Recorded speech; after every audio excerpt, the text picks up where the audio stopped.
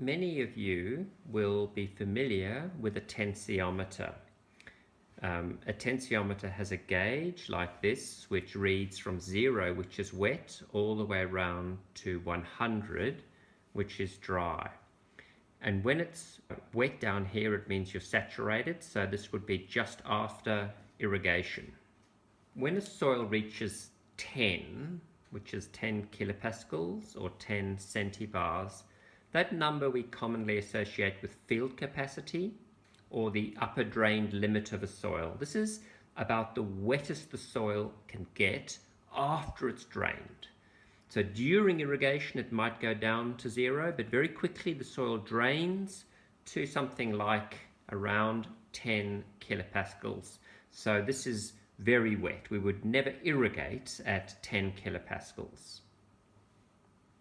Now it might be a day or two later and the soil has dried, the plants have sucked more water out, and it's now nearly 20 kilopascals of suction. So the plants have to suck a little bit harder.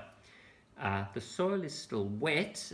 Very few people would irrigate at such a low suction of 20. And if we translate this to the chameleon, a chameleon will always be blue, in the blue zone between 0 and 20. A chameleon, it will just give you a blue color. And what that means is you're wet, but you might be leaching as well. So you're wet, but if you were blue at all depths, you might actually be wetter than you need to be. We've now reached 30 kilopascals, so more water has been sucked out of the soil.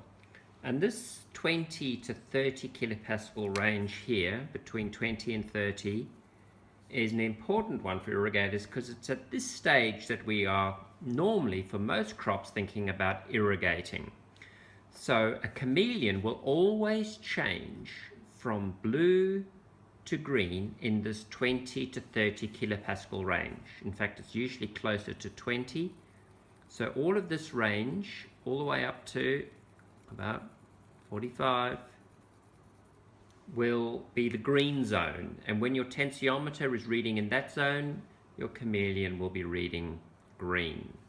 And green, for most of the time, green is okay. At sensitive crop stages, you might want to be blue, but normally you don't want every depth to be blue. You want a little bit of green to know that you're actually not leaching water.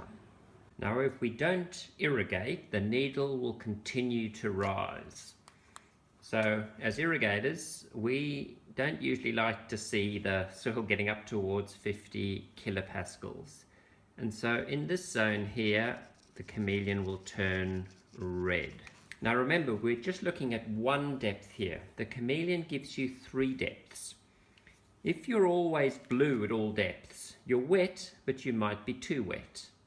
If you're red at all depths, you're too dry. But you might want to be red at certain depths at certain times of the season. You don't need to have the whole soil full of water.